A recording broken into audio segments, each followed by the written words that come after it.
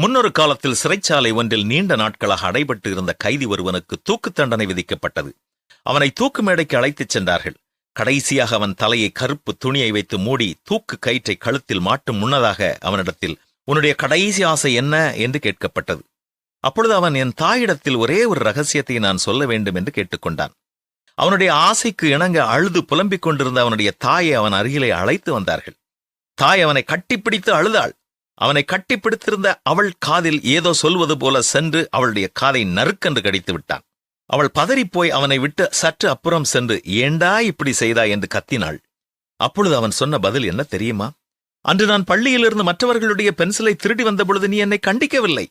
பஸ்ஸில் மற்றவர்கள் பையில் இருந்த பணத்தை எடுத்து வந்த பொழுது என்னை நீ தண்டிக்கவில்லை. என்னை நீ தட்டி கேட்கவில்லை.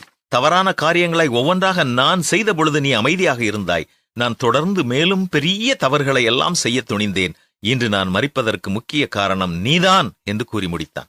ஆம், இது எத்தனை உண்மை இல்லையா? எத்தனையோ குடும்பங்களில் கண்டிக்கப்படாத குழந்தைகள், தண்டிக்கப்படாத பிள்ளைகள் வளர்ந்து பெரிய தவறான காரியங்களை செய்து வேதனையான முடிவுகளுக்கு ஆளாகிறார்கள்.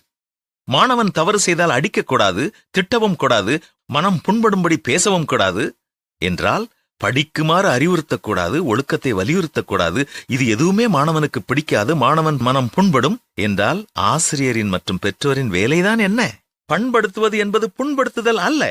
கற்களை சேதப்படுத்தக்கூடாது என்று சொன்னால் சிற்பங்கள் எப்படி கிடைக்கும்? நிலங்களை சேதப்படுத்தக்கூடாது என்று சொன்னால் இங்கு விளைச்சல் எப்படி கிடைக்கும்? தங்கத்தை நெருப்பில் இடாதே என்று சொன்னால் தங்க ஆபரணங்கள் எப்படி கிடைக்கும்? புரிதல் வேண்டும்.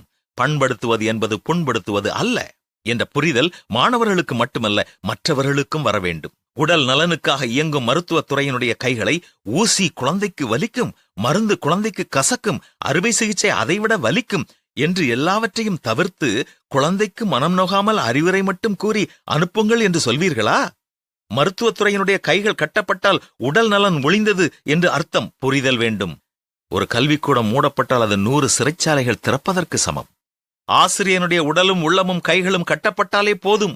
மாணவன் ஆசிரியரால் திருத்தப்படாவிட்டால் காவலர்களின் அடியால் திருந்த வேண்டும் அல்லது சிறைச்சாலைக்குத்தான் செல்ல வேண்டும். சிந்தியுங்கள் பெற்றோர்களே.